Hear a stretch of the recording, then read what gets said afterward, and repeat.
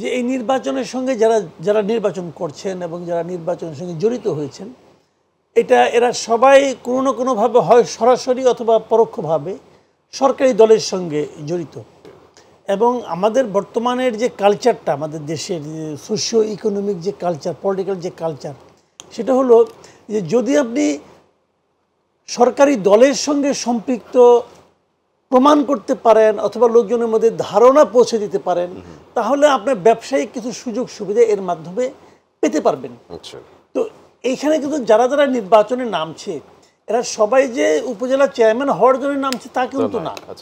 এদের অনেকে কিন্তু ওই কারণেও নামছে যে আমি তো এখন যারাই নির্বাচন করছে তারাই মোটামুটি আওয়ামী লীগ করে, তো আমি নির্বাচন করা মানে আমি আওয়ামী লীগ করি, অতএব আগামীতে আমি নির্বাচনে পাশ করি আর না করি, আগামীতে আমি এটা আমার যে ক্রেডেনশিয়াল সেখানে আমি পলিটিক্যাল প্রোফাইলটা বাড়লো এবং আমি আলটিমেটলি ব্যবসায়ী করব। এবং যে কারণে আপনি যেটা বললেন যে এমপিদের চেয়ে অনেক সম্পদ বেশি, বাংলাদেশে এখন তো সম্পদশালী ছাড়া আপনি নির্বাচন করতেও পারবেন না।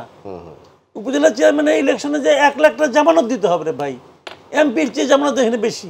তো 1 লাখ টাকা জামানত ধরেন আমি মনে করেন আমার শখ জাগলো যে আমি একটা ইলেকশন করে নিজেকে প্রমাণ করতে চাই যে আমার এখানে কত আপনার জনপ্রিয়তা কত, তো আমি 1 লাখ টাকা জোগাড় করতে পারবো নাকি?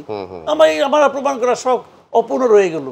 তো এটা তো ওইভাবে, তো এটা তো আসলে জনপ্রতিনিধি জন্য এখন আসলে এটা একটা ব্যয়বহুল ঘটনা। কিন্তু এখন জনপ্রতিনিধি হতে পারা, হতে চাওয়া সবই ব্যয়বহুল।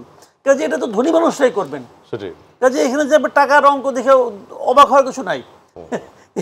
এইটাই আমাদের এখন স্বাভাবিক দৃশ্য এবং আগামীতে আপনাকে এই দৃশ্যই দেখতে হবে। তাহলে এই যে সো কল্ড ট্যাগটা যে স্থানীয় সরকার মানে স্থানীয় লেভেলের মতো থাকবে, শুনেন স্থানীয় সরকার শব্দটার যে আসলে যে মানে আপনার যে নীতিগত যে অর্থটা, এটা আমাদের স্থানীয় সরকারের মধ্যে নাই।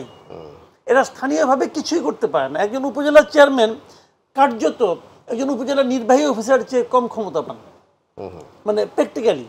এমনকি ওনার মাথার উপরে একজনকে উপদেষ্টা হিসেবে বসিয়ে দেওয়া হয়েছে এমপি সাহেবকে, এবং উনি নামে উপদেষ্টা, কাজে উনি সব ওনার সম্মতি ছাড়া কিছু এমপির কথাই চলে, এমপির কথাই সব সিস্টেমে। উপজেলা চেয়ারম্যানের বেসিক্যালি কোনো ক্ষমতাই নাই রে ভাই। এমনকি তার কোনো কর্মকাণ্ড যদি সরকারের পছন্দ না হয়, আমলাদের পছন্দ না হয়, তাহলে কিন্তু আপনার স্থানীয় সরকার মন্ত্রণালয় একটা চিঠি দিয়ে তাকে বাতিল করতে পারে, বাতিল করতে পারে। এই জিনিসটাই তো নীতিগতভাবে একটা মনে করি একটা অশ্লীল ব্যাপার, যে জনগণ যাকে ভোট দিয়ে নির্বাচিত করলো তাকে একজন আমলা একটা প্রশাসনিক আদেশে তার এটা বাতিল হয়ে যাবে। এখন অনেক জায়গায় প্রশাসক বসানো আছে, জি ওকে, অনেক জায়গাতে প্রশাসক বসানো আছে, তারা বাদ দিতে পারে আপনাকে, আপনি নাই ভাই, আপনি নাই, আপনার বিরুদ্ধে একটা ফৌজদারি মামলা আছে, আপনি হয়ে গেলেন, সাসপেন্ড হলেন। অথচ একজন এমপির বিরুদ্ধে ফৌজদারি মামলা হলে কিন্তু সে সাসপেন্ড হবে না, উনি সাসপেন্ড হয়ে যাবে, সঙ্গে সঙ্গে সাসপেন্ড। তো এই যে বিষয়টা, এটা তো স্থানীয় সরকারের যে কনসেপ্ট, বেসিক কনসেপ্টের বিরোধী।